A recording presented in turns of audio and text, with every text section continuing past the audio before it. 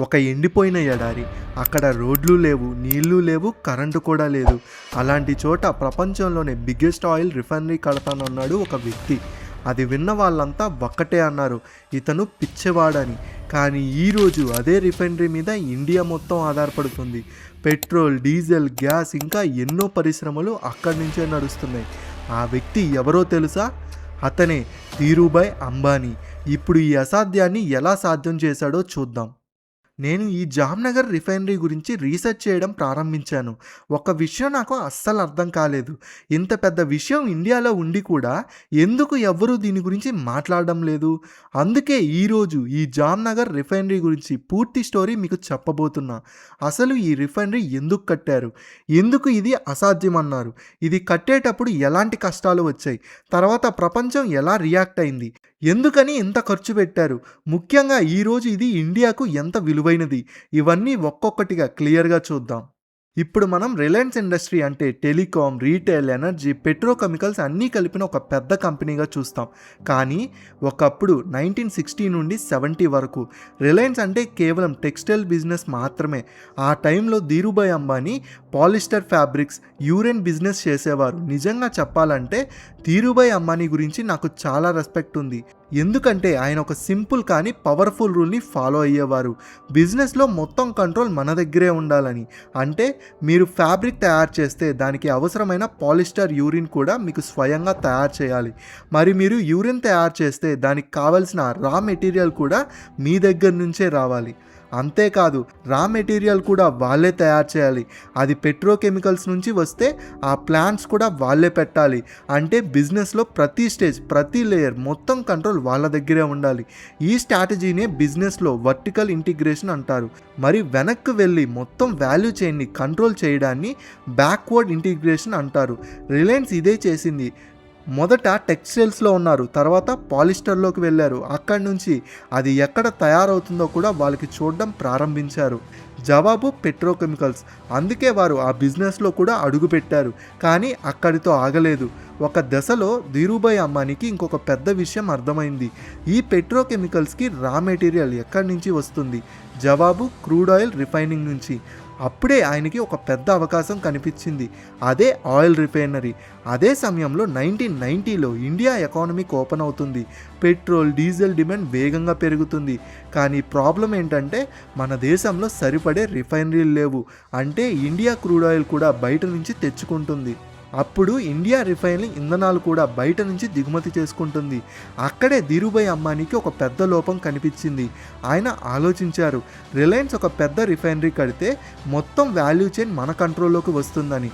Crude oil నుంచి final petroleum products వరకు అన్నీ మన దగ్గరే ఉంటాయి. కానీ ఆయన ప్లాన్ సాధారణం కాదు, చిన్న రిఫైనరీ కాదు. కడితే ప్రపంచంలోనే బిగ్గెస్ట్ పవర్ఫుల్ రిఫైనరీ కట్టాలని నిర్ణయించుకున్నారు. వినడానికి ఇది ఈజీగా అనిపించవచ్చు, కానీ నిజానికి ఇది చాలా పెద్ద రిస్క్.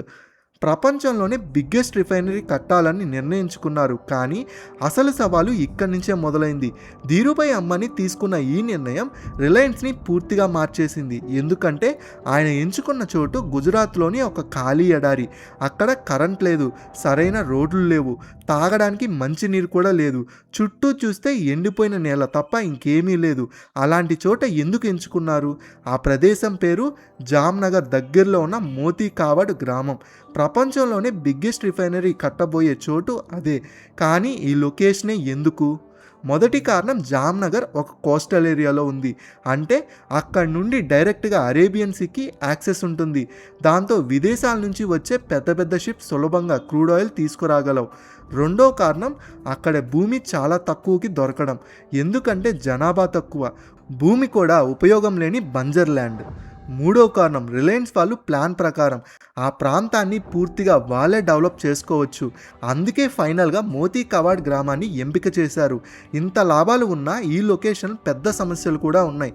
అదేమిటంటే ఈ ప్రాంతంలో ప్రభుత్వం ఎలాంటి ఇన్ఫ్రాస్ట్రక్చర్ కూడా ఏర్పాటు చేయలేదు. సరైన రోడ్లు లేవు, కరెంట్ లేదు, తాగడానికి మంచినీరు కూడా లేదు. అందుకే రిలయన్స్కి ఉన్న ఇంటర్నేషనల్ కన్సల్టెంట్స్ ధీరుభాయ్ అంబానీకి స్పష్టంగా చెప్పారు, ఇక్కడ ప్రాజెక్టు గురించి ఆలోచించడం మానేయండి, ఇది ఫ్యాక్టరీ పెట్టడానికి సరైన ప్లేస్ కాదని. ఎందుకంటే ఇక్కడ కన్స్ట్రక్షన్ చేయడం చాలా కష్టం, సామాగ్రి ఇక్కడికి తీసుకురావడం కష్టం, వేలాది మంది వర్కర్స్ని మేనేజ్ చేయడం కష్టం, ట్రాన్స్పోర్టేషన్ మొత్తం చాలా క్లిష్టం. సింపుల్గా చెప్పాలంటే ఇది ఆల్మోస్ట్ ఇంపాసిబుల్ లాంటి పని.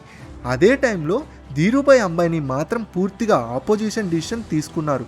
రిఫైనరీ కట్టాలంటే జామ్నగర్లోనే కట్టాలి అని ఫిక్స్ అయ్యారు. ఎందుకంటే అక్కడ ఆయన చూసింది ఇంకెవరూ చూడలేరు. చవకైన భూమి ఉంది, సముద్రానికి దగ్గరగా ఉంది, క్రూడ్ ఆయిల్ తీసుకొచ్చే పెద్ద ట్యాంకర్లు డైరెక్ట్గా చేరుకోవచ్చు. ముఖ్యంగా భవిష్యత్తులో ఎంత పెద్దగా ఎక్స్పాండ్ అవ్వాలన్నా ఎలాంటి లిమిట్ లేదు. వినడానికి ఇది తప్పు నిర్ణయం లాగా అనిపించినా చాలామందికి అర్థం కాలేదు. కానీ హిస్టరీ చెప్తుంది ఇలాంటి డిసిషన్స్ వల్లే పెద్ద సక్సెస్ వస్తుంది. అది చాలామందికి తప్పు నిర్ణయంగా అనిపించవచ్చు. అంతలోనే రిలయన్స్ ఇండస్ట్రీ ఇంకొక పెద్ద అనౌన్స్మెంట్ చేసింది. సాధారణంగా రిఫైనరీ కాదు, గ్లోబల్ స్కేల్లో ప్రపంచంలోనే బిగ్గెస్ట్ రిఫైనరీ కడతామని. ఇక్కడి నుంచే అసలు ఛాలెంజ్ మొదలైంది. ఎందుకంటే ధీరుభాయ్ అంబానీ టార్గెట్ ఒక్కటి కాదు, కేవలం బిగ్గెస్ట్ రిఫైనరీ కాదు, ప్రపంచంలోనే అత్యంత అడ్వాన్స్ ఫ్లెక్సిబుల్ రిఫైనరీ కూడా కావాలి. అంటే ఒక రిఫైనరీలో వివిధ రకాల క్రూడ్ ఆయిల్స్ని ప్రాసెస్ చేయగలం. సాధారణంగా క్రూడ్ ఆయిల్ని రిఫైన్ చేస్తే పెట్రోల్, డీజిల్ లాంటి హై వాల్యూ ప్రోడక్ట్స్ వస్తాయి. కానీ ఈ రిఫైనరీ ప్రత్యేకత ఏంటంటే చాలా లో క్వాలిటీ క్రూడ్ ఆయిల్ని కూడా ప్రాసెస్ చేయగలదు. 1996లో రిలయన్స్ ఇండస్ట్రీ జామ్నగర్ రిఫైనరీని నిర్మాణం ప్రారంభించింది.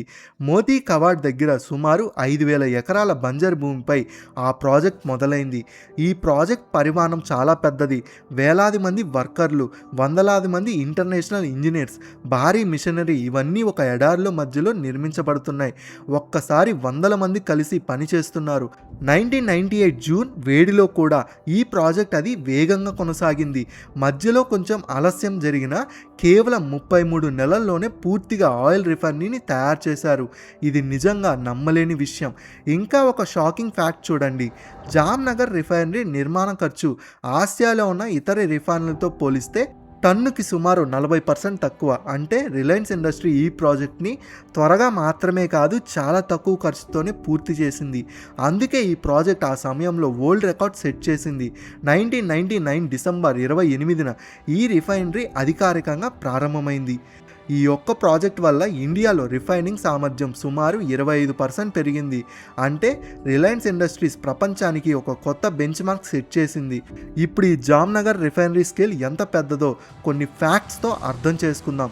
ఇక్కడ వేసిన కేబుల్స్ 14,000 కిలోమీటర్లు, అంటే ఇండియా కోస్టల్ లైన్ కంటే ఇది దాదాపు 2 ఎక్కువ. ఇంకా పైప్ లైన్స్ 5,000 కిలోమీటర్లు, ముంబై నుంచి కోల్కతా దూరం కన్నా కూడా ఎక్కువ. ఈ ప్రాజెక్ట్లో వాడిన స్టీల్ 1,00,000 మెట్రిక్ టన్నుల. అంత స్టీల్తో 60 ఈఫిల్ టవర్స్ కూడా కట్టచ్చు. ఇది ఎంత పెద్ద ప్రాజెక్ట్ అనేది ఇక్కడే అర్థమవుతుంది. ఇంకా ఈ సైట్ కోసం 170 కిలోమీటర్ల రోడ్లు కూడా నిర్మించారు. ఇంకా ఈ రిఫైనరీకి 1.7 మిలియన్ క్యూబిక్ మీటర్ల కాంక్రీట్ వాడారు. అంత కాంక్రీట్తో ఎన్నో ఎంపైర్ స్టేట్ బిల్డింగ్స్ని కూడా కట్టచ్చు.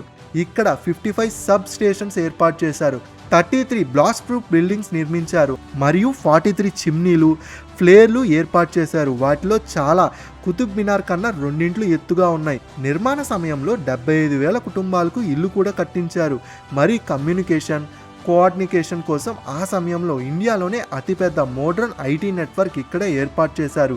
ఇది ఎంత పెద్ద ప్రాజెక్ట్ అనేది ఇక్కడే అర్థమవుతుంది.